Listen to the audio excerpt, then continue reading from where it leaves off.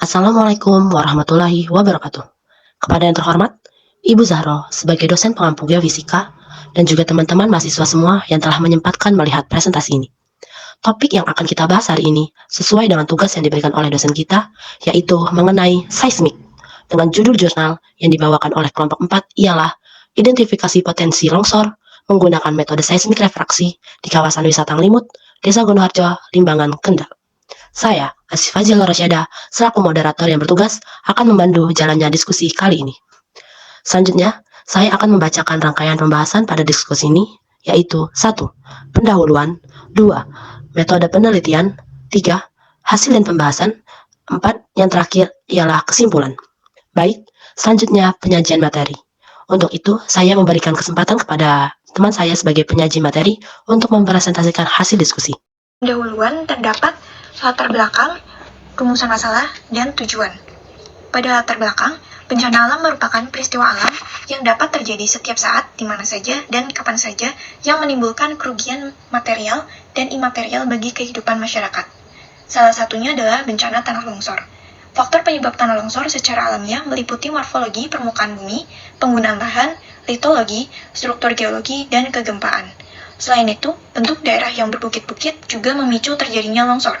Nah, Ngelimut merupakan salah satu tempat wisata yang terletak di Kendal dan merupakan daerah berbukit. Pihak pengelola mengungkapkan dalam surat kabar Merdeka pada tanggal 17 Februari 2013, terdapat sejumlah titik rawan longsor berupa retakan tanah dari bukit yang mengelilingi lokasi pemandian air panas ini. Mengingat besarnya dampak yang diakibatkan oleh bencana tanah longsor, maka identifikasi potensi tanah longsor perlu dilakukan untuk mengetahui berapa besar potensi suatu daerah terhadap bencana tanah longsor. Identifikasi longsoran ini dilakukan menggunakan metode geofisika, yaitu metode seismik refraksi. Metode seismik sendiri merupakan salah satu bagian dari seismologi eksplorasi yang dikelompokkan dalam metode geofisika aktif, di mana pengukuran dilakukan dengan menggunakan sumber getaran, palu atau ledakan. Metode seismik refraksi inilah yang efektif digunakan untuk mengetahui nilai kedalaman lapisan relatif kedap air sebagai parameter kelongsoran suatu daerah. Dikarenakan metode seismik merupakan ketepatan serta resolusi yang tinggi di dalam menentukan struktur geologi. Kemudian, untuk rumusan masalah, yang pertama ada bagaimana mengetahui struktur lapisan bawah permukaan di kawasan Ngelimut, Desa Gonoharjo, Kecamatan Limbangan, Kabupaten Kendal. Yang kedua, bagaimana cara mengidentifikasi potensi tanah longsor untuk mengetahui berapa besar potensi suatu daerah terhadap bencana tanah longsor. Kemudian tujuan, yang pertama, mengetahui struktur lapisan bawah permukaan di kawasan Ngelimut, Desa Gonoharjo, Kecamatan Limbangan, Kabupaten Kendal. Yang kedua, mengidentifikasi potensi longsor menggunakan metode seismik refraksi di kawasan Ngelimut, Desa Gonoharjo, Kecamatan Limbangan, Kabupaten Kendal. Dalam metode penelitian yang digugakan adalah metode seismik refraksi untuk menghitung kecepatan hambat gelombang dalam kedalaman masing-masing lapisan setiap lintasan. Metode seismik refraksi ini memanfaatkan penjalaran gelombang bias yang merambat di bawah permukaan akibat adanya sumber getaran. Seismik refraksi dihitung berdasarkan waktu yang dibutuhkan oleh gelombang untuk menjalar pada batuan dari posisi sumber seismik menuju penerima dari berbagai jarak tertentu. Adapun metode yang dilakukan sebagai alur penelitian. Yang pertama, pengukuran. Pengukuran digunakan untuk mengukur seismik refraksi di berbagai titik kawasan penelitian. Data yang akan diukur mencakup kecepatan gelombang seismik di dalam lapisan tanah, kemudian merekam dan data waktu tempuh. Digunakan untuk menganalisis simulasi skenario longsor yang terjadi dan membantu memahami potensi longsor dan faktor yang mempengaruhinya. Kemudian ada pengolahan data. Pengolahan data dikumpulkan untuk menghitung kecepatan gelombang seismik di dalam tanah dan mengidentifikasi hasil dari analisis longsor. Kemudian ada interpretasi data atau filtering data digunakan untuk mengelola kembali data yang telah diolah untuk mengidentifikasi lapisan batuan, struktur geologi, dan potensi kerentanan terhadap longsor. Akuisisi data seismik refraksi dilaksanakan dengan desain survei 3 bentangan lintasan di dekat kawasan pemandian air panas Palu, dan landasannya sebagai source atau sumber gelombang seismik. Trigeofon sebagai penerima gelombang seismik. Panjang lintasan 45 meter, jarak spasi terdekat 1 meter, dan jarak spasi terjauh 45 meter. Data yang diperoleh dalam pengukuran lapangan adalah offset, atau jarak antara geofon dan waktu rambat gelombang pada masing-masing geofon. Sedangkan kecepatan rambat gelombang diperoleh dari perhitungan menggunakan metode plus minus. Perolehan data yang didapatkan berdasarkan kecepatan gelombang pada lapisan tiap lintasan dihasilkan bahwa adanya perbedaan kecepatan setiap adanya material yang berbeda.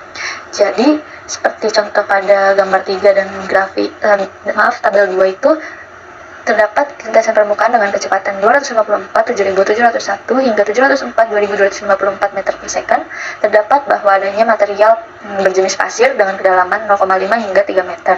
Tetapi pada permukaan kedua dibuktikan dengan gambar 4 dan tabel 3 pada saat kecepatan 310, 3181 hingga 826, 4463 meter per second terdapat material berjenis pasir tetapi dengan kedalaman 1 sampai 4,5 meter. Lalu contoh yang kedua itu pada permukaan pertama, lintasan pertama pada kecepatan 735 2941 hingga 1886 7920 terdapat material berjenis lempung berpasir di kedalaman 3 sampai 3,5 meter.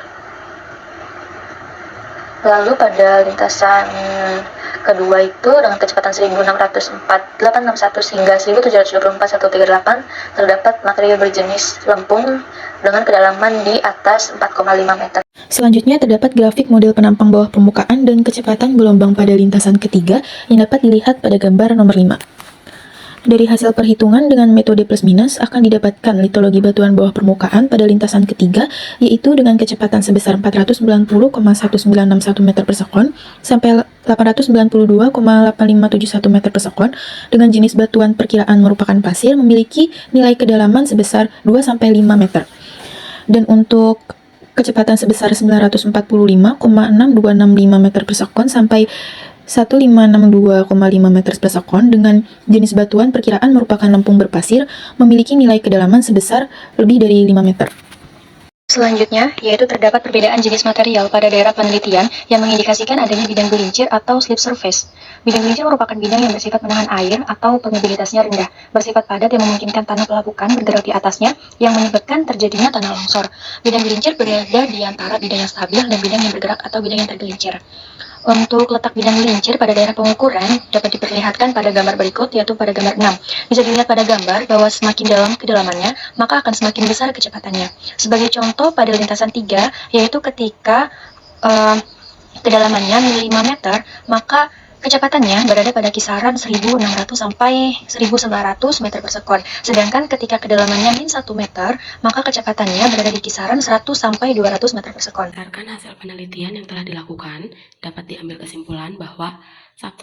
Keadaan litologi bawah permukaan kawasan pemandian air panas Ngelimut adalah berupa pasir dengan kecepatan lambat gelombang seismik pada lapisan pertama 254,7771 meter per sekon sampai 704,2254 meter per sekon pada kedalaman 0,5 meter sampai 3,5 meter dan berupa tanah lempung dengan kecepatan lambat gelombang seismik 945,6265 meter per sekon sampai 1886,7920 meter per sekon dengan kedalaman 3,5 meter sampai 5,5 meter.